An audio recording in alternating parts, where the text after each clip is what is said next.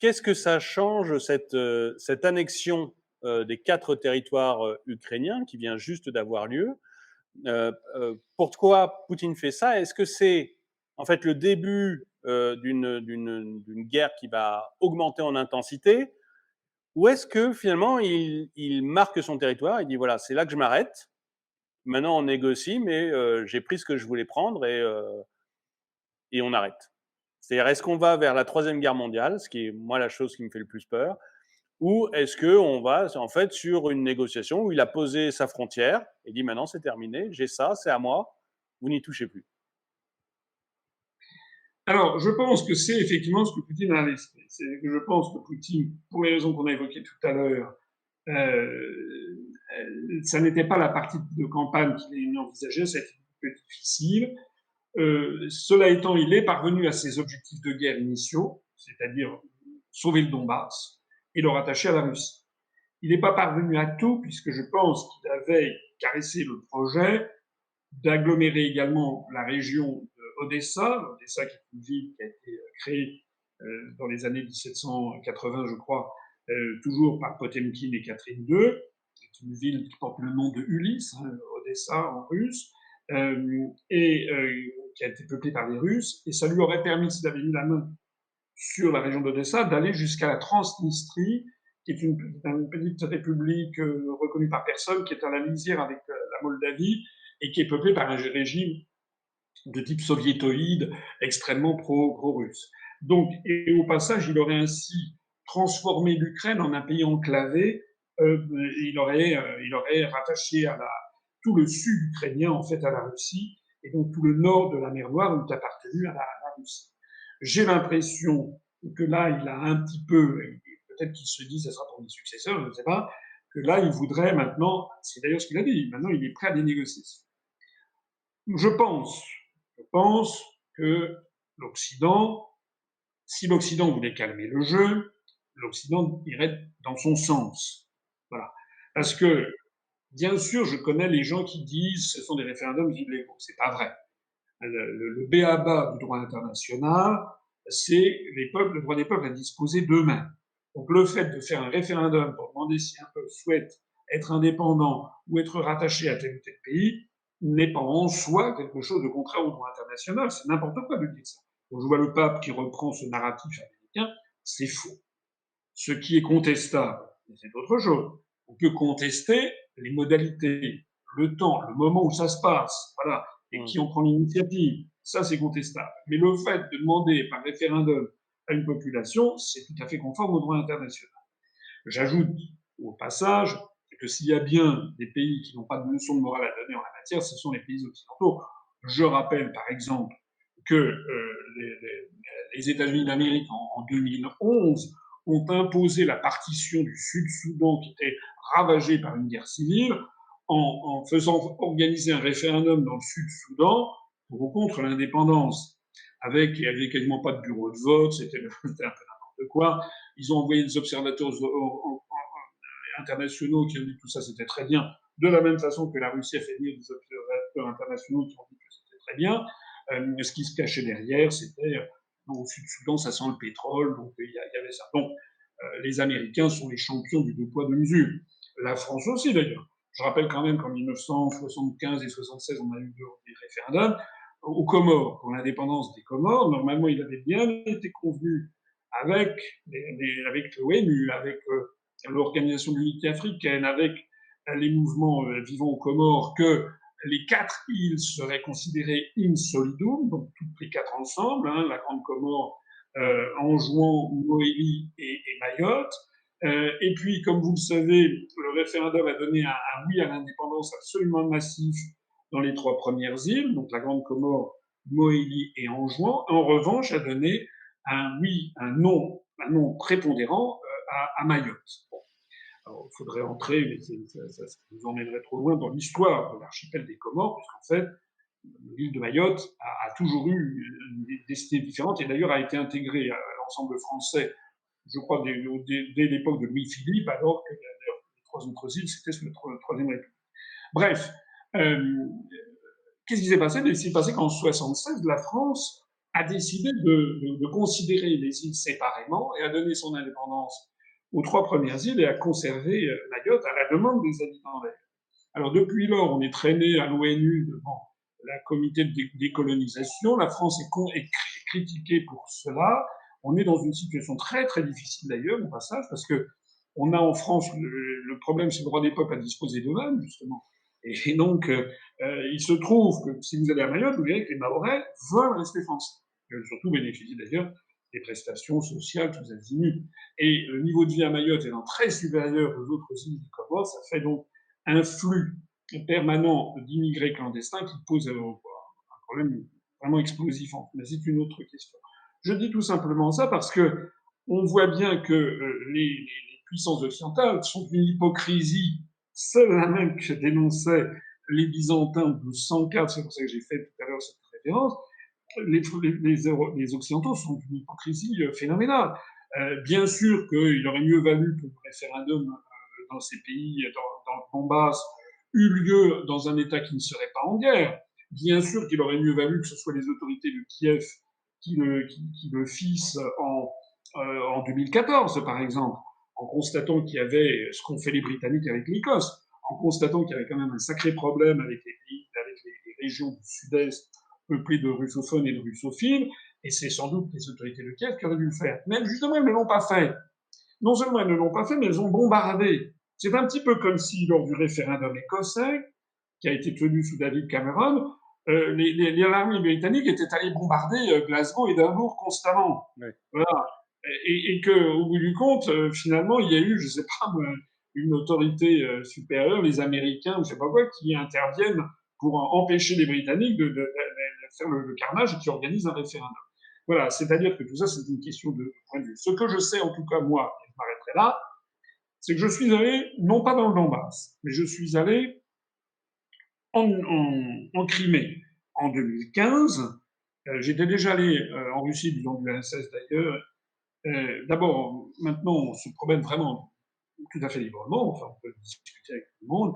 Et en Crimée, le référendum qui a donné 95% de oui au rattachement à la Russie est un référendum dont toutes les chancelleries savent que c'est un référendum qui a été honnête. Tous les pays du monde, à commencer par le Quai d'Orsay, tout le monde le sait.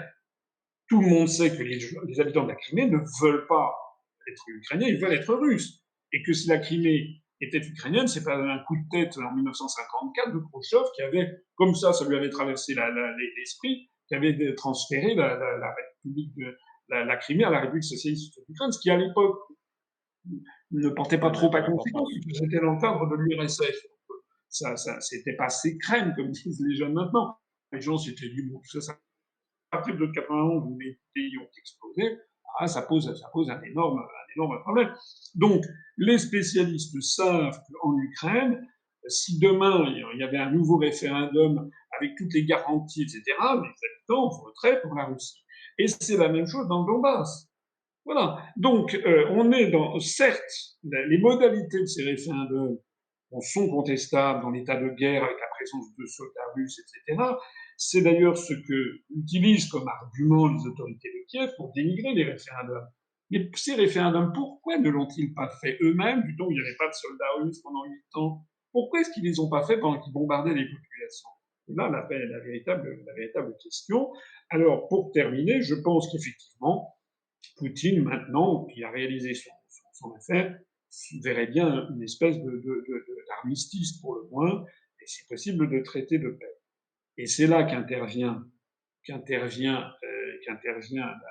une double décision très importante en fait de l'Occident. La première, ce sont les déclarations comme ça tonitruantes de Macron à l'ONU dont vous parlez en préambule, qui, reprenant le narratif américain, européiste, etc., dit jamais, jamais on ne reconnaîtra. Et dire ça, ça veut dire que jamais, jamais on ne reconnaîtra la réalité. C'est pas parce que l'Occident ne reconnaît pas que la Crimée appartient à la Russie que ça va changer le sentiment des habitants de la Crimée. Donc ça veut dire qu'on se met d'emblée dans une situation de blocage.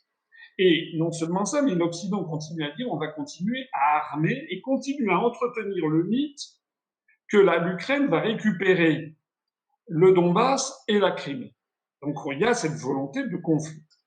Mais il y a une deuxième décision qui n'a pas échappé, je l'espère, à votre vigilance, c'est que vous avez eu Zelensky qui, suite à ces référendums, a fait une mise en scène extrêmement théâtrale, vous l'avez vu, en demandant, en signant, comme ça, il était accompagné de deux escogrifes, on ne savait pas Mmh. très bien qui c'était, en demandant le rattachement l'entrée de l'Ukraine dans l'OTAN immédiate, Oui.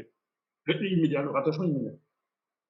Et ce qui est important, c'est que vous l'avez su, vous l'avez vu, Jens Stoltenberg, que j'ai connu quand il était ministre de l'Industrie de Norvège, qui est le secrétaire général de l'OTAN, a dit, et ça a été confirmé par Biden, que non, voilà, que l'Ukraine n'entrerait pas dans l'OTAN, du moins pas maintenant, D'accord. au Canada. Ça veut dire quoi?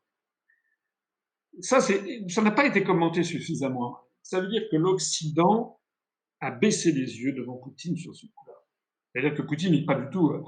Il a mis la main sur, comme j'ai dit, 20% du territoire, 60% du PIB, parce que c'est là où il y a toutes les mines. Je rappelle que Stakhanov, sauf erreur de ma part, le stakhanovisme, vous savez, des années 30, Oui. c'était un mineur du Donbass.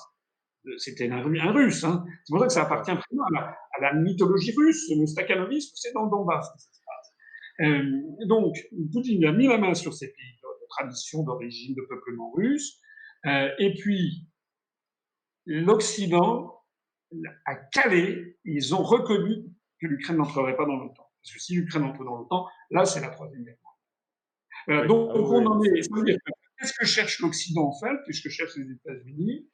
Je pense qu'ils cherchent à maintenir ce qu'on appelle un conflit de basse intensité, c'est-à-dire pour affaiblir les structures étatiques, les épuiser dans des combats sans fin. C'est ce qui se passe en Afghanistan, ce qui se passe en Irak, ce qui se passe en Syrie, ce qui se passe en Libye, ce qui se passe au Soudan, ce qui se passe en Somalie, etc.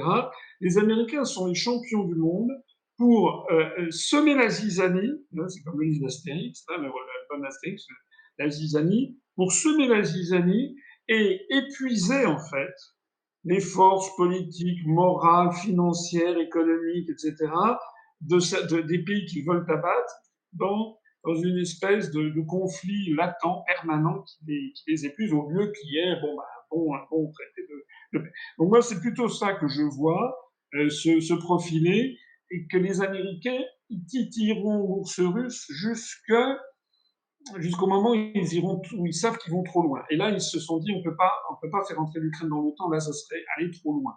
Donc, il y a cette espèce alors, toute la question pour la suite, c'est, en fait, ils jouent avec la patience de Poutine et Oui, son des sens des Russes. responsabilités. Il est là, le truc. Parce que si nous avions quelqu'un qui était dingue, quelqu'un qui avait vraiment, qui perdait ses nerfs, on pourrait envisager qu'il commence à passer à des armements nucléaires, ce que d'ailleurs des gens comme Medvedev ou bien comme Mmh. le chef des Tchétchènes, Kadyrov, laissent entendre de plus en plus, Oui. alors, ces jours-ci, c'est qu'il faudrait passer maintenant à des armes nucléaires qui pourraient ne pas être des armes stratégiques nucléaires, mais des armes tactiques. Oui. En sachant, pour expliquer aux gens, les armes tactiques, c'est des armes qui tuent énormément de monde, mais sur une zone très délimitée. Donc, on envoie généralement sur l'armée adverse et pas forcément sur des villes pour raser des villes. Voilà, alors une C'est la arme grande tactique différence. nucléaire, c'est une arme de relativement faible puissance et qui fait, dans un rayon de 4-5 km, qui détruit tout. On pourrait presque comparer ça à la bombe A qui ont été balancées par les Américains sur les villes japonaises de Hiroshima et de Nagasaki, c'est dans un rayon de 700 mètres, 800 mètres. Alors que les armes nucléaires stratégiques, ça peut être, on peut ravager la France, pourrait être détruite avec 4 ou 5 armes, Mmh. avec 4 ou 5 bombes nucléaires stratégiques. Même les Russes ont inventé, vous savez, au début des années 60, un truc qui s'appelle la Tsar Bomba. Oui. Les internautes peuvent taper Tsar Bomba. C'est la plus grosse bombe nucléaire qui ait jamais été lancée. C'était dans une péninsule dans le. On vous entend, on vous entend. Ils ont envoyé ça sur une péninsule dans l'océan Arctique, c'est absolument terrifiant. Alors, il faut savoir aussi que cette arme nucléaire tactique, vous avez dit, pourrait faire beaucoup de morts sur une armée, mais il y a d'autres façons de l'utiliser. On dit que ça pourrait être, par exemple, une gesticulation. On apprend ces jours-ci, là aujourd'hui même, que le plus grand sous-marin du monde, qui est russe, qui s'appelle le Belgorod, je crois, muni de missiles nucléaires considérables, hein, qui font très peur d'ailleurs à l'OTAN, donc vient de prendre la mer avec des missiles, et là on a perdu sa trace. Donc ça déjà c'est une première gesticulation, ça veut dire que les Russes se mettent en position d'avoir un sous-marin qui peut balancer des armes nucléaires stratégiques partout, y compris sur les États-Unis d'Amérique, pas Mmh. forcément uniquement sur le terrain européen. Deuxièmement, les armes nucléaires tactiques, les Russes pourraient la faire, comme je disais à l'instant, pour Zaromba, la péninsule de Kola, je crois, c'est-à-dire envoyer ça dans une péninsule inhabitée ou alors au nord de la Norvège, par exemple, pour voilà, pour montrer qu'ils sont là, pour montrer qu'ils rigolent plus. Il y a une troisième utilisation, semble-t-il, je ne suis pas un spécialiste, mais c'est d'envoyer une bombe nucléaire tactique au large des côtes d'un État, mais pas trop loin, et de telle sorte que la déflagration soit telle qu'elle provoque un tsunami, un raz-de-marée, qui pourrait dévaster des littoraux, voire d'ailleurs faire des morts, et qui ne serait pas à proprement parler une attaque nucléaire, ça serait les conséquences. Il peut y avoir encore une quatrième utilisation, si j'ai bien compris, c'est que on envoie une bombe nucléaire tactique, pardon, non pas la bombe d'Hiroshima, je crois, avait explosé à 600 mètres d'altitude, mais à, je sais pas, 2000 mètres d'altitude, quelque chose comme ça. De telle sorte que les radiations arrivant au sol, alors peut-être, je suis pas un militaire, hein, je suis pas un expert, donc il faudrait demander à des militaires, mais les radiations arrivant au sol, c'est pas la même chose si la bombe explose à 500 mètres d'altitude, c'est 2 fois la tour Eiffel, ou si c'est à 2 ou 3 kilomètres d'altitude. Donc les radiations arrivant au sol ne seraient pas mortelles pour la population, mais en revanche, ça bousillerait, ça déréglerait absolument tous les systèmes électroniques, l'informatique, l'Internet, etc. Donc ça ruinerait, voilà. Donc voilà, je pense qu'il y a toute une série de panoplies que peut envisager la Russie. Moi, ce qui me fait vraiment peur, et je suis d'accord avec vous, vraiment je suis inquiet, c'est que normalement les États-Unis devraient arrêter maintenant. C'est bon, voilà. Ils devraient calmer le jeu. Parce que je suis désolé, mais vous savez, moi, j'ai un grand frère, quand on était petit, il avait 3 ans de plus que moi, il nous arrivait beaucoup de nous disputer comme des petits garçons comme ça dans une famille. Et donc, voilà, on se battait, c'était à la fois de la rigolade. Comme nous avions chacun notre chambre, il y avait nos parents, quand ils en avaient assez de nous entendre nous discuter, ils arrivaient. Et par définition, ils avaient dit un jour, mais c'est celui qui est dans la chambre de l'autre qui a tort. Voilà. Donc c'était un souvenir d'enfance. Effectivement, c'était celui qui était dans la chambre de l'autre, c'est forcément lui qui avait pris. Bon. Mais là, c'est la même chose, si vous voulez. Bon, je suis désolé, que foutent les États-Unis, que foutent les armées de l'OTAN à quelques kilomètres de la frontière? Voilà. Il est là le problème de fond. Voilà. Qu'est-ce que ne diraient pas les Bernard-Henri Lévy, les Raphaël Glucksmann, les Jadot, tous ces gens-là qui nous expliquent à quel point il faut soutenir la pauvre Ukraine? Qu'est-ce qu'ils ne diraient pas? Il y avait des troupes russes qui étaient au nord, vous savez, c'est dans l'Alberta, je crois, au Canada, ou bien Oui. à Guadalajara, ou je sais pas quoi, dans le nord du Mexique, enfin, qui avait des quantités d'armes de division. Enfin, c'est voilà. Donc les Américains devraient vraiment comprendre que la paix du monde, il y a un risque mondial. Ce que je crains, et je reviens sur ce que je disais à l'instant, c'est que les Américains maintiennent ce système de conflit de basse intensité parce que, en fait, ils ne visent pas uniquement la Russie. Parce que, si vous voulez, au bout du compte, quand on va faire le bilan de tout ça, on risque de voir apparaître quoi?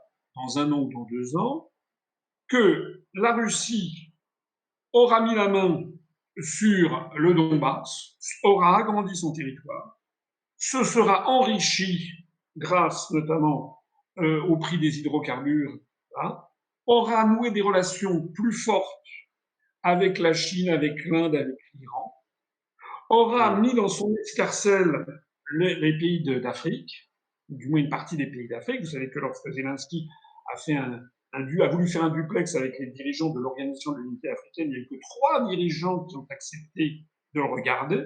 Tous les autres ont boycotté, c'est quand même pas bon. Ça, on n'en a pas parlé dans la presse française. Donc ça, c'est en définitive le bénéfice.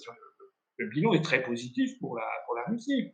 Dans 2 ou 3 ans, on risque de voir également que le bilan pour les États-Unis est très bénéfique aussi, puisque eux, ils auront vendu leur gaz de schiste, le cas échéant, quoique ils ont perdu, mais surtout, ils auront coupé stratégiquement, et ça c'est leur obsession, ils auront coupé stratégiquement l'Europe de la Russie. Ils auront établi un nouveau schisme, comme le schisme de 1054 et 1215, un nouveau schisme.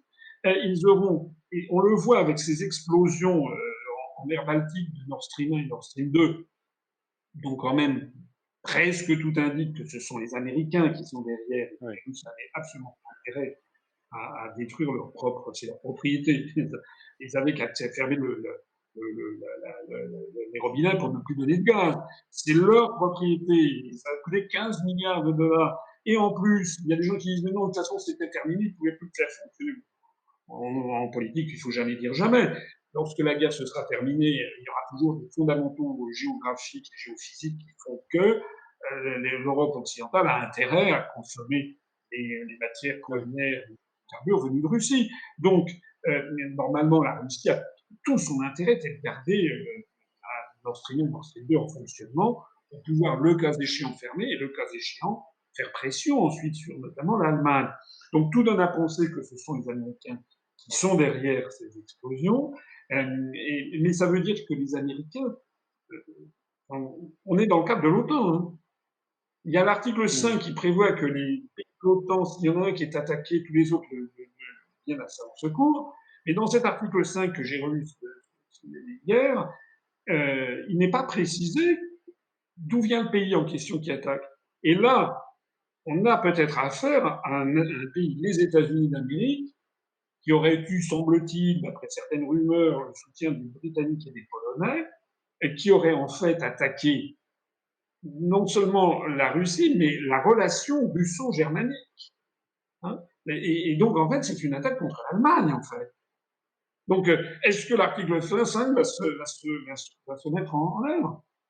Ce qui est très intéressant, et alors c'est là le dernier point, c'est que dans 3 ans, on risque de, si on fait le bilan de cette opération, de voir que l'Europe a été la grande perdante, puisque on risque de voir le patronat allemand tire la sonnette d'alarme, le patronat français aussi, parce qu'on risque d'avoir une désindustrialisation qui s'accélère du fait de déjà les industries en Europe occidentale sont handicapées par rapport au reste du monde par le niveau de vie des populations, des salaires, des cotisations sociales, etc., qui aggravent les prix des produits et donc nuisent à la compétitivité. C'est sûr que par rapport aux produits en Ukraine, le SMIC en Ukraine est 20 fois inférieur. C'est pas. Alors on essaie d'avoir une meilleure productivité, des produits plus attractifs. Mais en plus de ça, si maintenant la facture énergétique est colossale et dans certaines industries, elle est colossale, elle prend une part très très importante des intrants dans la formation des prix, et ben on risque d'avoir un effondrement de l'économie. Alors, avec un effondrement de l'économie et un effondrement de l'industrie. Alors, donc, avec cette grande question, qui, moi, me passionne, parce que je pense qu'on est vraiment dans des moments tout à fait historiques, qui d'ailleurs, permettez-moi de le souligner, avec un petit peu de satisfaction personnelle et de tristesse en même temps, c'est que tout ceci confirme les 15 années d'analyse que j'ai toujours faites. Hein, c'est-à-dire que la construction européenne nous entraînait en fait vers un désastre général, à une soumission aux États-Unis d'Amérique. On risque donc d'avoir des pays d'Europe qui s'effondrent. Et pas seulement avec le froid, pas seulement avec la perte de niveau de vie, mais avec la perte de l'industrie, et puis tout ça jusqu'où? Et peut-être, c'est là peut-être qu'il va se passer, c'est qu'il peut y avoir un divorce des élites économiques et industrielles dans les pays de l'Union européenne d'avec l'Union européenne.